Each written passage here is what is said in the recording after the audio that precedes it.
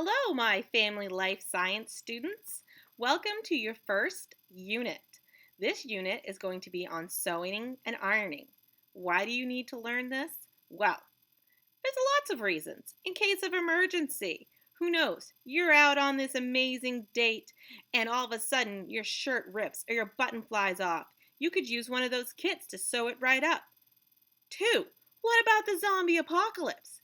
We aren't going to be able to make clothes anymore. You're going to have to know how to make your own clothes. Three, what if you buy this epic new Abercrombie sweatshirt at the mall, cost you $90, and you snag it on something? This way you can fix it and you can still wear that sweatshirt. It's an important life skill to have, so I'm going to try to show you today. We are going to learn how to sew basic sewing on a shirt. Then we're going to have another assignment that is basic ironing. You never know when you got to iron that dress shirt. And then thirdly, we're going to have a sewing project. So you can combine all that information and you can make a little something something. But first, this video is about the basic sewing methods. I'm going to try hard to show you this via my computer camera and my limited technological ability.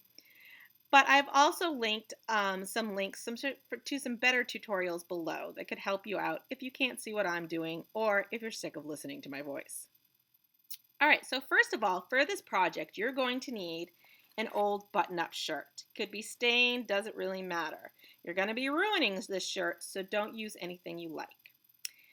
If you don't have any of these supplies, all you do is have to let me know. I have a pile here at school, and I'll have a kit all made for you that you can pick up or have sent home to you, or let me know and we'll figure out another way. So in addition to your old shirt, you are going to need some thread, a sewing needle, what are called bobby pins, and some scissors. Step 1, threading the needle. This is tricky, and I'm not going to be able to show you very close up because you can't see. Hey, look, that's not too bad. Again, there's a link below that will help you. So first thing you need to do is attempt to get your thread through the head of your needle. Pull out a length of thread. Not too long because then you'll get caught up in it, but not too short because you're going to need to tie it. So then you are going to have your thread and your needle. Now you'll see at the top of your needle there's this little hole you got to try to get your thread through. Sometimes it takes a second. Woohoo! I got it! Once you have your thread through, can you see that? You're going to pull it so that your ends meet. Just like that, see? Once you have that, you're going to tie a little knot in the end. I wrap it around my finger like that and pull it through. The important thing is to just have a solid knot at the end so it doesn't come off the needle. Dun, dun, dun. See? Look at us, we're doing good. Next, I want to show you a couple stitches, basic stitches. You always, when stitching in fabric, want to come up from the bottom or the inside of your shirt. Oops, sorry, let me show you better. From the inside of your shirt. So here's the outside, here's the inside. So first I want to show you the basic stitch. You're going to come up from the bottom, pull your needle through all the way to the knot. Not too hard or you'll pull it all the way through. Then you're going to move your stitch over. This is tricky. Like that. Move your needle over and come down through the top. See? It makes a nice little stitch. Up from the bottom. Down from the top. Now, you're going to try to keep these as straight as possible. This might be a tricky for some of you new sewers out there.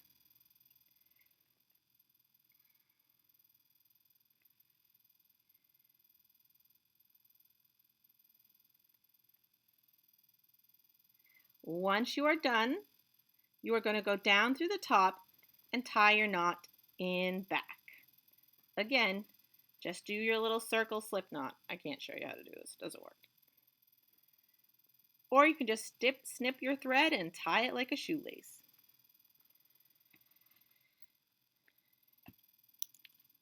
And that is our regular stitch. Now I'm going to show you something called the whip stitch. This works a little bit better on edges or to pull something tight.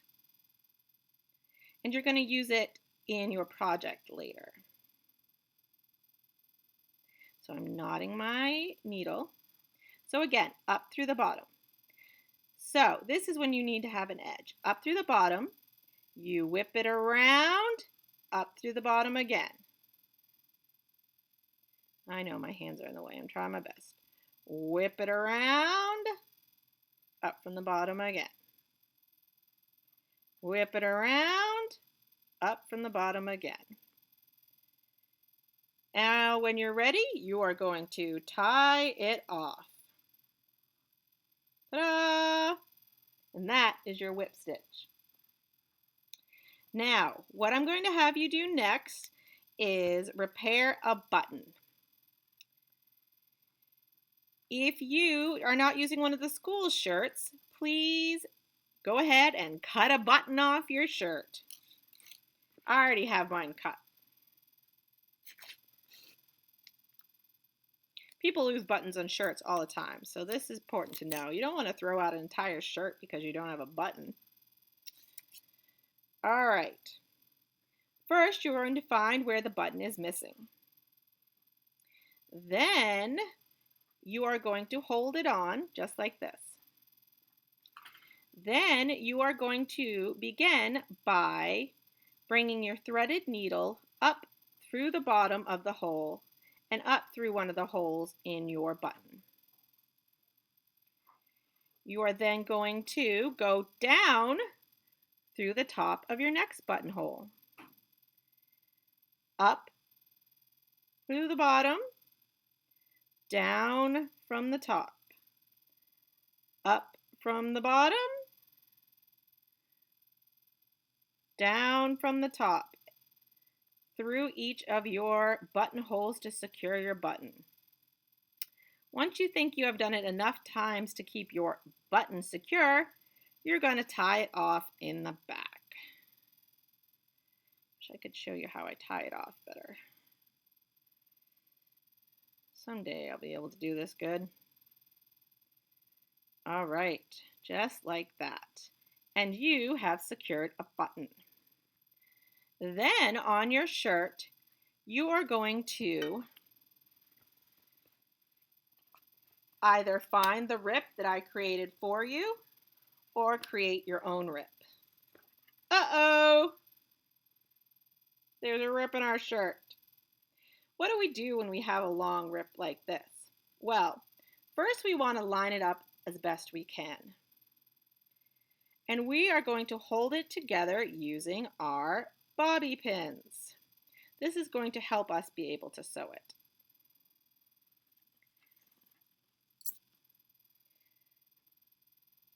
Place your bobby pin up from the bottom. It'll poke through, see?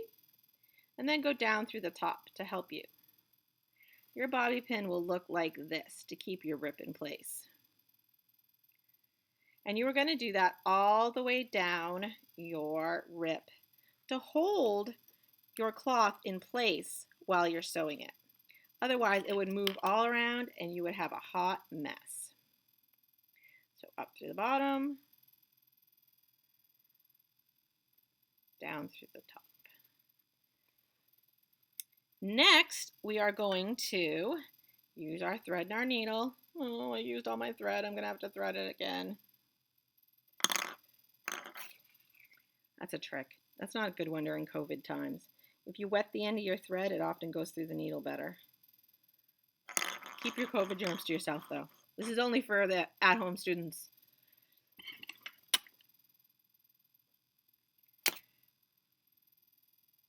Thread. Doing my little, I wish I could show you. See how I do it? A little knot better. Bloop. This is what they usually have a hard time with in class. And then I go bloop. All right, so you have a couple choices here. You can either go up from the bottom, down from the top to secure your rip, or you could use your whip stitch. Either way will help you.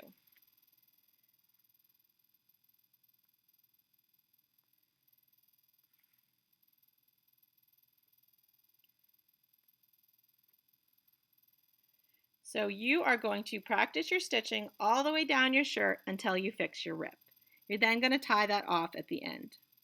You should have two rips, one on the bottom of your shirt that you fix and one on your cuff that you fix, like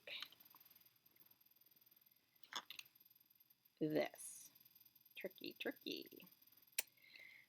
When you have done that, I'd like you to take a picture of it and submit it into this assignment. Your next assignment is going to be ironing the same shirt. So make sure you have an iron at home or someplace you can find one. You'd be amazed at who knows how to sew and who can sew in your life. So I know it's a little tricky to learn this from a video, but feel free to ask somebody. You never know. Learning this is often part of boot camp regulations for the Army. They learn how to do basic sewing. So reach out in your life if you're having troubles. All right, good luck, and I'll see you in the ironing video.